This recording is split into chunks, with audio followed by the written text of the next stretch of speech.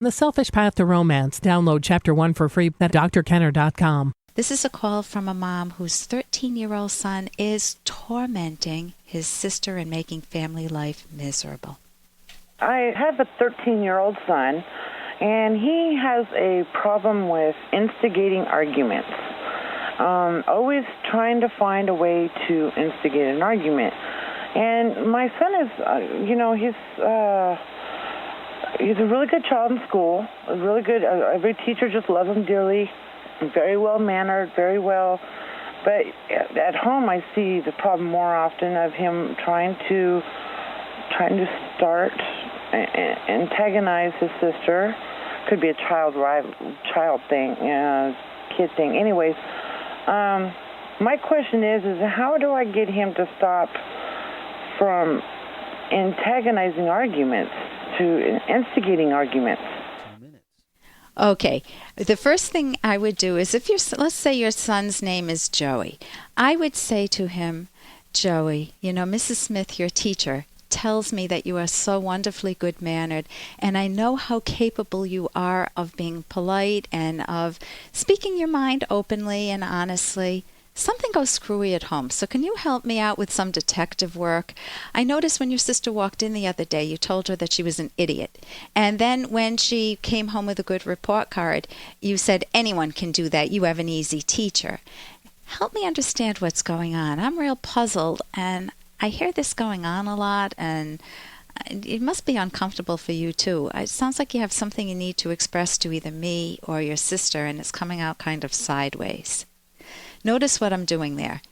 What I'm doing there is I'm switching from the content. Instead of focusing on the content, what he's saying about, anybody can get straight A's. How can you say that to your sister? She worked very hard. I'm saying that there's a pattern I notice, honey, that you tend to pick on your sister. Help me understand this. You're taking a collaborative stance with him, trying to identify a pattern that he's in. Kids don't anticipate this. They anticipate their mom to yell at them. So something's going on. It sounds definitely like you've got a sibling issue that you're dealing with. Many times parents play a very strong role in the sibling rivalry, and they don't realize it. They'll say, can't you be more like your sister? She doesn't do this. Coming up, I'll continue a little more with this, and later on in the show, we have how to tackle hard thinking, and of course the alien abductions also, my spin on that. I'm Dr. Ellen Kenner on the rational basis of happiness. And here's a little more from Dr. Kenner. Oh, it's kind of sensitive. Listen, Phil, as a psychiatrist, Anything you tell me will be kept in the strictest confidence. It's funny how the more you bottle things up inside, the bigger they seem to be. Well, I've never told anybody this before, but... Okay, here goes. 6 years ago, I was abducted by aliens. Okay, believe it or not, that is from Frasier. Now, listen to this story. Just picture this as I say it. An articulate, handsome chiropractor with a strikingly attractive wife and twin sons. Get that picture? He claims to have fathered hybrid babies with an alien, a streamlined, scythe-like, I don't even know how to pronounce that, creature. And I had to look that up in the Oxford English Dictionary. That means a slender, graceful woman or girl, a wood nymph. So, okay, this chiropractor fathered hybrid babies with an alien. And she happened to have been gorgeous, not your typical alien. Some guys get all the luck. I want to enter his world, huh? That's my producer, Harris. Another man, Mark, says aliens abducted him. He clearly recalls wakening one night, totally paralyzed, and only his eyes could move. He heard buzzing sounds, and he felt like he was rising, that levitation feeling. He saw flashing lights and this electrifying tingling throughout his body. That's what he felt. And what did he see beside his bed? Of course, aliens. Okay, now what happens? I typically switch channels on my radio when I hear this stuff. So why am I mentioning it? Dr. Ellen Kenner, why am I mentioning it with the rational basis of happiness? Have aliens abducted me? What's going on behind the scenes with alien abductions and similar experience? Stay tuned, because coming up, I am going to shine the light of reason on alien abductions. Also coming up, a woman hates to hear the sound of her mom's voice. It's kind of like an alien trying to abduct her. Only her mom is real. Her mom is alive and kicking too much. When mom calls, this is the type of thing she hears. "Oh, I'm so glad I caught you, dearie.